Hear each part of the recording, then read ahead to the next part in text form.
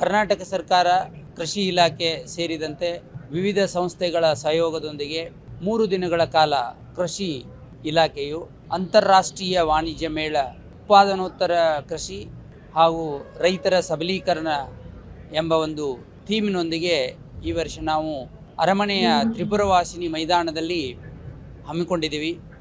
ತಮಗೆಲ್ಲ ಗೊತ್ತಿರುವಂತೆ ಈಗಾಗಲೇ ಸಾಕಷ್ಟು ನಾವು ರಾಜ್ಯಾದ್ಯಂತ ಪ್ರಚಾರ ಈ ಸಂಬಂಧವಾಗಿ ಸೋಷಿಯಲ್ ಮೀಡಿಯಾ ಇರ್ಬೋದು, ದಿನಪತ್ರಿಕೆಗಳಿರ್ಬೋದು, ಅದೇ ರೀತಿ ವಿವಿಧ ಮಾಧ್ಯಮಗಳಿಂದ ತಮ್ಮನ್ನು ತಲುಪಲು ನಾವು ಸಾಕಷ್ಟು ಪ್ರಯತ್ನ ಮಾಡಿದ್ದೀವಿ. ಇದರ ಉದ್ದೇಶ ಇಷ್ಟೇ, ಈಗಾಗಲೇ ನಾವು 6 ಬಾರಿ ಅಂತಾರಾಷ್ಟ್ರೀಯ ವಾಣಿಜ್ಯ ಮೇಳ, ಒಂದು ರಾಷ್ಟ್ರ ಮಟ್ಟದ್ದು ಉಳಿದಿದ್ದು 5 ಬಾರಿ ಅಂತಾರಾಷ್ಟ್ರೀಯ ಮಟ್ಟದ ವಾಣಿಜ್ಯ ಮೇಳ ಮಾಡಿದ್ದೀವಿ. ಇದು 7ನೇ ಬಾರಿ ಅಂತಾರಾಷ್ಟ್ರೀಯ ವಾಣಿಜ್ಯ ಮೇಳ ಮಾಡ್ತಾಯಿದ್ದೀವಿ. ಈ 7ನೇ ಬಾರಿಯ ವಿಶೇಷ ಏನಂದರೆ, ಇದುವರೆಗೆ ನಾವು ಮಾಡಿರೋದು ಸಾವಯವ ಮತ್ತು ಸಿರಿಧಾನ್ಯದ ಕುರಿತಾಗಿ ಹೆಚ್ಚಿನ ಪ್ರಚಾರವನ್ನು ಮಾಡಿದ್ದೀವಿ. ಈ ಸಂಬಂಧವಾಗಿ ತಮಗೆಲ್ಲ ಗೊತ್ತಿದೆ, ಈಗಾಗಲೇ ಅಂತಾರಾಷ್ಟ್ರೀಯ ಮಟ್ಟದಲ್ಲಿ ಸಿರಿಧಾನ್ಯ ಸಾಕಷ್ಟು ಜನಪ್ರಿಯತೆ ಗಳಿಸುವುದಲ್ಲದೆ ಉಪಯೋಗವೂ ಹೆಚ್ಚಾಗಿದೆ.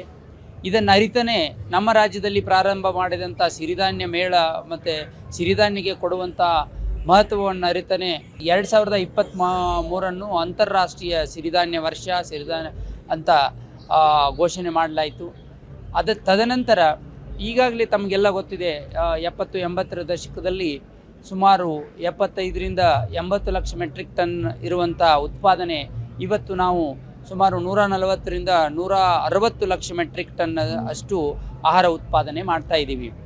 ಈಗ ಕೃಷಿ ಇಲಾಖೆಯ, ಅದರಲ್ಲೂ ಮಾನ್ಯ ಮುಖ್ಯಮಂತ್ರಿಗಳದ್ದು, ಮಾನ್ಯ ಉಪಮುಖ್ಯಮಂತ್ರಿಗಳು ಮತ್ತು ಎಲ್ಲಕ್ಕಿಂತ ನಮ್ಮ ಕೃಷಿ ಸಚಿವರಾದ ಎನ್ ಚಲುವರಾಯಸ್ವಾಮಿ ಸಾಹೇಬ್ರದ್ದು ಏನು ಉದ್ದೇಶ ಅಂದರೆ, ರೈತರು ಉತ್ಪಾದನೆಯಲ್ಲಿ ಸಾಕಷ್ಟು ಮುಂದುವರೆದಿರುವುದನ್ನು ನಾವು ಗಮನಿಸಿದ್ದೀವಿ.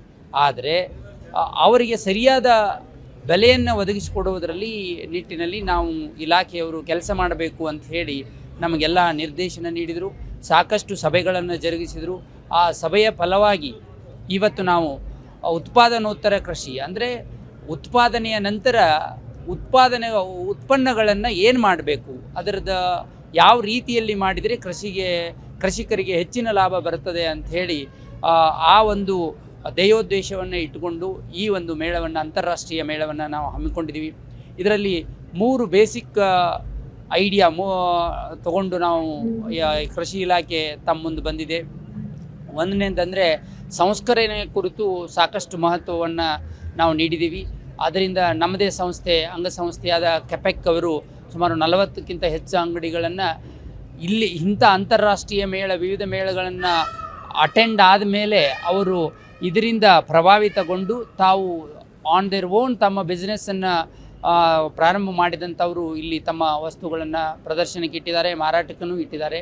ಅದನ್ನು ಹೊರತುಪಡಿಸಿ ಕೃಷಿ ಪರಿಸರ ವಿಜ್ಞಾನ, ಅಗ್ರೋ ಇಕಾಲಜಿ ಅಂತ ನಾವು ಏನು ಕರಿತೀವಿ, ಅದರ ಬಗ್ಗೆ ನಾವು ಒಂದು ಕನ್ಸೆಪ್ಟ್ ಮಾಡಿದ್ದೀವಿ. ಇದು ಎಲ್ಲ ರೈತರಿಗೂ, ಎಲ್ಲ ನಾಗರಿಕರಿಗೂ ಹಾಗೂ ಯುವಕರಿಗೂ ಮತ್ತು ಕೃಷಿ ವಿಜ್ಞಾನಿಗಳಿಗೂ ಮತ್ತು ವಿದ್ಯಾರ್ಥಿಗಳು ಭಾಳ ಮಹತ್ವ.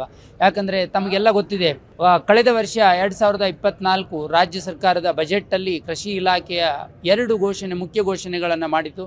ಒಂದು ದೇಶಿ ತಳಿಗಳ ಸಂಬಂಧಪಟ್ಟಂತೆ, ಎರಡನೇದ್ದು ಜೊಯ್ಡಾ ತಾಲೂಕನ್ನು ಸಂಪೂರ್ಣವಾಗಿ ಆರ್ಗ್ಯಾನಿಕ್ ತಾಲೂಕು ಅಂದರೆ ಸಾವಯವ ತಾಲೂಕನ್ನು ಘೋಷಣೆ ಮಾಡಬೇಕಂತ ಒಂದು ಕನ್ಸೆಪ್ಟ್ದೊಂದಿಗೆ ಘೋಷಣೆ ಮಾಡಿತ್ತು. ಆ ಘೋಷಣೆಯ ನಂತರ ಇಲಾಖೆಯು ಸುಮಾರು 2145ರಷ್ಟು ವಿವಿಧ ತಳಿಯ ದೇಶಿ ತಳಿಗಳನ್ನು ಈಗಾಗಲೇ ಸಂಗ್ರಹ ಮಾಡಿದ್ದೀವಿ.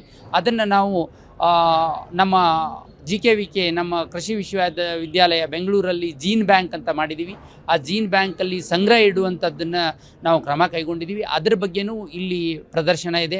ಅದನ್ನು ಹೊರತುಪಡಿಸಿ 2143ರಲ್ಲಿ ಹೆಚ್ಚಿನ ಪ್ರಮಾಣದಲ್ಲಿ ನಾವು ತಳಿಗಳನ್ನು ಇಲ್ಲಿ ಪ್ರದರ್ಶನಕ್ಕೆ ಇಟ್ಟಿದ್ದೀವಿ.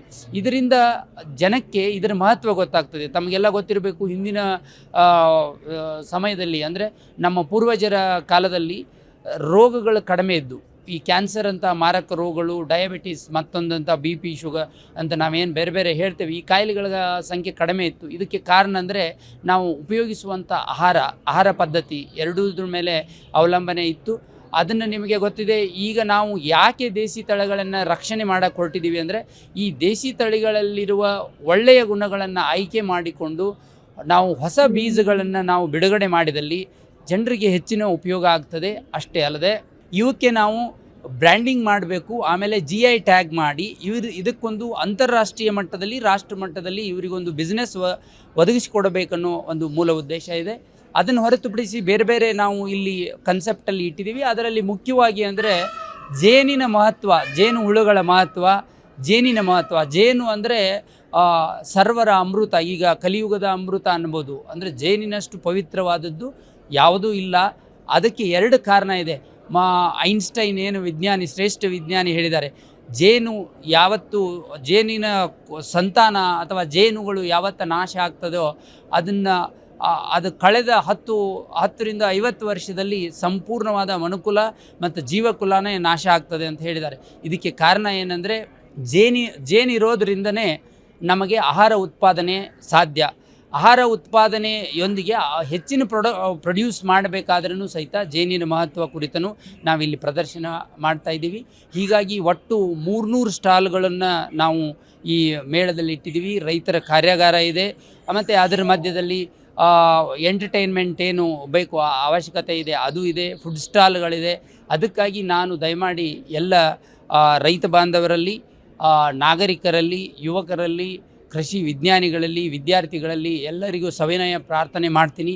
ಇಲಾಖೆ ಮತ್ತು ಸರ್ಕಾರ ಈ ಪ್ರಯತ್ನವನ್ನು ಮಾಡಿದೆ, ಅದಕ್ಕೆ ತಾವು ಪ್ರೋತ್ಸಾಹ ಮಾಡೋದಲ್ಲದೆ ಇದರ ಲಾಭವನ್ನು ಎಲ್ಲರೂ ಪಡಿಬೇಕಂತ ಹೇಳಿ ಮತ್ತೊಮ್ಮೆ ತಮಗೆ ಸ್ವಾಗತಿಸುತ್ತಾ, ಫೆಬ್ರವರಿ 6 ಅಂದರೆ ಇವತ್ತು ಮುಗೀತು, 7 ಮತ್ತು 8ರಂದು ತಾವು ಭೇಟಿ ನೀಡಿ ಇದರದ ಉಪಯೋಗ ತಗೊಳ್ಬೇಕಂತ ನಾನು ಈ ಸಂದರ್ಭದಲ್ಲಿ ಹೇಳ್ತೀನಿ.